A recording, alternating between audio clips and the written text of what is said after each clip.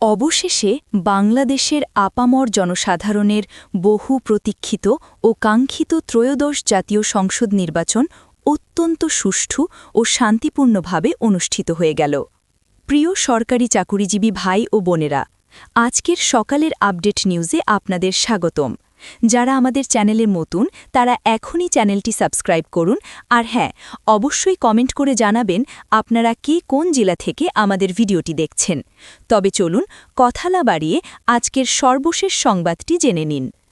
বাংলাদেশ জাতীয়তাবাদী দল বিএনপি তাই প্রথমেই এই ঐতিহাসিক বিজয়ের জন্য তাদেরকে এবং তাদের সকল নেতাকর্মী ও সমর্থকদের জানায় আন্তরিক অভিনন্দন ও শুভেচ্ছা। দীর্ঘ রাজনৈতিক টানাপড়েন ও নানা চড়াই উতরাই পেরিয়ে দেশে একটি নির্বাচিত সরকার গঠিত হতে যাচ্ছে, যা গণতন্ত্রের জন্য অত্যন্ত শুভ লক্ষণ। এখন আমাদের অর্থাৎ সরকারি চাকুরিজীবীদের একটাই প্রত্যাশা এবং দাবি। মনে রাখতে হবে, সরকারি চাকুরিজীবীদের নির্দিষ্ট কোনো রাজনৈতিক দল থাকে না, তাদের কোনো আলাদা রাজনৈতিক মতাদর্শ বা রং থাকে না। তাদের একমাত্র ও অবিচর পরিচয় হল তারা প্রজাতন্ত্রের কর্মচারী। রাষ্ট্র পরিচালনার ক্ষেত্রে যে দলই ক্ষমতায় আসুক না কেন বা যে সরকারি দেশ পরিচালনার দায়িত্ব গ্রহণ করুক না কেন, সরকারি কর্মচারীরা তাদেরই আদেশ নির্দেশ মেনে চলে এবং রাষ্ট্রের সেবা করে। তাই সরকার পরিবর্তন হলেও কর্মচারীদের দায়িত্ব ও কর্তব্য অপরিবর্তিত থাকে। এখন নতুন এই নির্বাচিত সরকারের কাছে দেশের লক্ষ লক্ষ সরকারি চাকুরিজীবীর একটাই প্রত্যাশা, আর তা হল দেশের অসমাপ্ত ও ঝুনে থাকা কাজগুলো দ্রুত শেষ করা, এবং এর মধ্যে সবচেয়ে গুরুত্বপূর্ণ ও অগ্রাধিকার পাওয়া উচিত পে স্কেল বাস্তবায়নের বিষয়টি। পে স্কেল বাস্তবায়নটা এখন আর কোনো বিলাসিতা বা সাধারণ দাবি নয়, এটি এখন সময়ের সবচেয়ে বেশি জরুরি ও মানবিক দাবিতে পরিণত হয়েছে। আপনারা জানেন যে সর্বশেষ ১১ বছর আগে অর্থাৎ সেই ২০১৫ সালে অষ্টম জাতীয় পে স্কেল কার্যকর হয়েছিল। এই দীর্ঘ ১১টি বছর ধরে পৃথিবীর বুকে এবং বাংলাদেশের অভ্যন্তরে অনেক কিছু বদলে গেছে, অনেক কিছুর পরিবর্তন হয়েছে। বিগত এক দশকে দ্রব্যমূল্যের দাম বেড়েছে আকাশচুম্বী হারে, মূল্যস্ফীতি বা ইনফ্লেশন বেড়েছে জ্যামিতিক হারে, যা সাধারণ মানুষের ক্রয় ক্ষমতাকে ধূলিসাৎ করে দিয়েছে।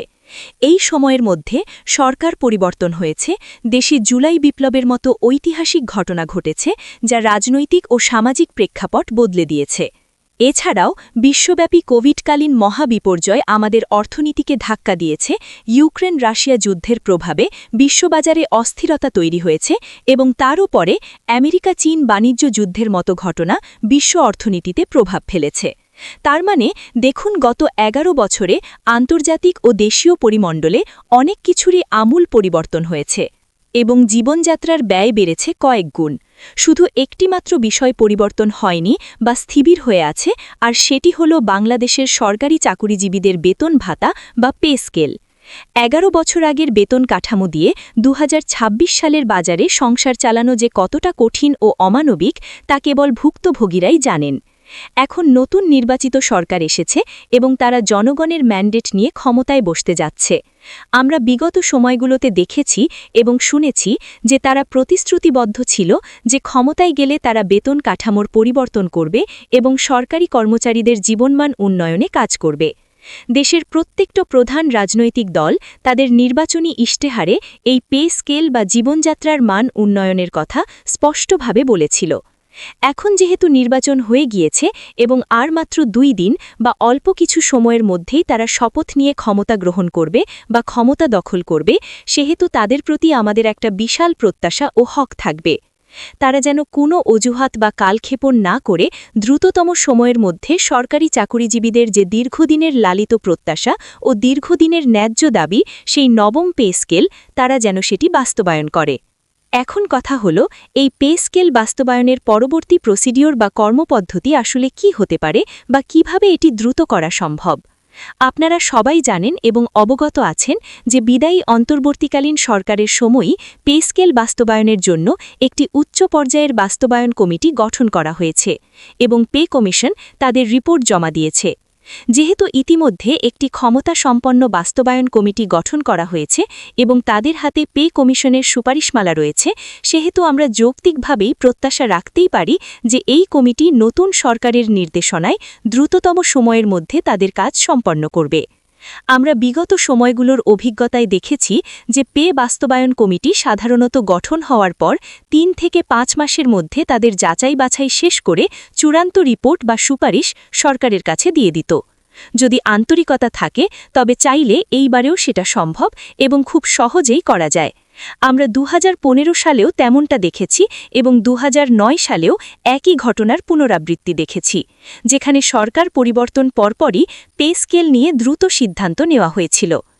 এখন যদি তাই হয় এবং বাস্তবায়ন কমিটি যদি আগামী ৩-৪ মাসের মধ্যে তাদের কাজ শেষ করে, তাহলে আমাদের বহুকাঙ্ক্ষিত নবম পে স্কেলটা আগামী জুলাই ২০২৬ থেকে বাস্তবায়ন করা সম্পূর্ণ সম্ভব।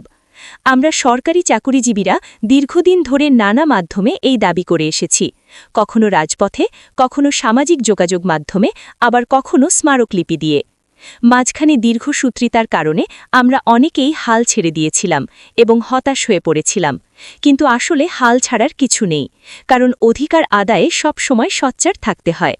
আমরা যৌক্তিকভাবে এবং অত্যন্ত বিনয়ের সাথে নতুন সরকারের কাছে আমাদের দাবি জানাব। যখন যে দল রাষ্ট্র পরিচালনার দায়িত্বে আসবে, আমরা তো তাদের কাছেই আমাদের সুখ দুঃখের কথা এবং দাবি জানাব। এটাই স্বাভাবিক প্রক্রিয়া। যেমন বিদায়ী অন্তর্বর্তীকালীন সরকার ছিল, তারা তাদের প্রধান দায়িত্ব অর্থাৎ একটি সুষ্ঠু ও নিরপেক্ষ নির্বাচন সঠিকভাবে সম্পূর্ণ করতে পেরেছে এবং দেশকে একটি নির্বাচিত সরকারের হাতে তুলে দিচ্ছে, এটি অবশ্যই তাদের জন্য বড় একটা ক্রেডিট বা সাফল্য। এখন এই যে তাদের সময়ে পে কমিশন গঠন করা হয়েছিল এবং তারা একটা রিপোর্ট তৈরি করে দিয়ে গেছে এবং পরবর্তীতে একটি বাস্তবায়ন কমিটিও গঠন করা হয়েছে, এই ধারাবাহিকতা রক্ষা করা নতুন সরকারের দায়িত্ব। এই বাস্তবায়ন কমিটি বর্তমানে তারা কাজ করে যাচ্ছে এবং আমরা খবর পাচ্ছি তারা বিভিন্ন দিক বিশ্লেষণ করছে।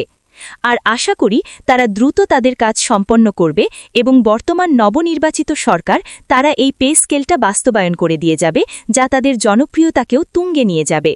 সবকিছুরই পরিবর্তন হয়েছে এবং সময়ের সাথে সাথে পে স্কেল পরিবর্তনটাও এখন সময়ের অনিবার্য দাবি। যেহেতু ইনফ্লেশন বা মুদ্রাস্ফীতি বেড়ে গিয়েছে এবং টাকার মান কমেছে, দ্রব্যমূল্যের দাম বেড়েছে, মানুষের জীবনযাত্রার ব্যয় বেড়েছে, তাই সব পথ পরিবর্তনের মাধ্যমে আমরা প্রত্যাশা করতেই পারি যে পে স্কেলটাও হবে এবং তার সম্মানজনক হবে। আপনারা যারা সরকারি চাকুরিজীবী আছেন, তারা আপনাদের অবস্থান থেকে অবশ্যই এই যৌক্তিক দাবিগুলো জানাবেন এবং নতুন সরকারের দৃষ্টি আকর্ষণ করবেন। পে স্কেলের দাবিটা জীবিত থাকাটা এবং আলোচনার টেবিলে থাকাটা খুব বেশি জরুরি। পে স্কেলের আলোচনাটা চাঙা থাকাটা এবং সরকারের নজরে রাখাটা খুব বেশি জরুরি, কারণ দাবি না জানালে অনেক সময় তা অগ্রাধিকারে থাকে না।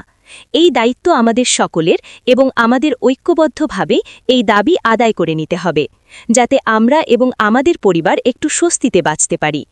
নতুন সরকারের কাছে আমাদের আকুল আবেদন, তারা যেন প্রজাতন্ত্রের কর্মচারীদের এই দীর্ঘশ্বাসকে গুরুত্ব দেন এবং দ্রুত নবম পে স্কেল ঘোষণা করে একটি ঐতিহাসিক দৃষ্টান্ত স্থাপন করেন। ভিডিওটি খুবই জরুরি, তাই দয়া করে সবার সাথে ভিডিওটি শেয়ার করতে ভুলবেন না। আর নতুন ভিডিও আপডেট পেতে এখনই চ্যানেলটি সাবস্ক্রাইব করুন।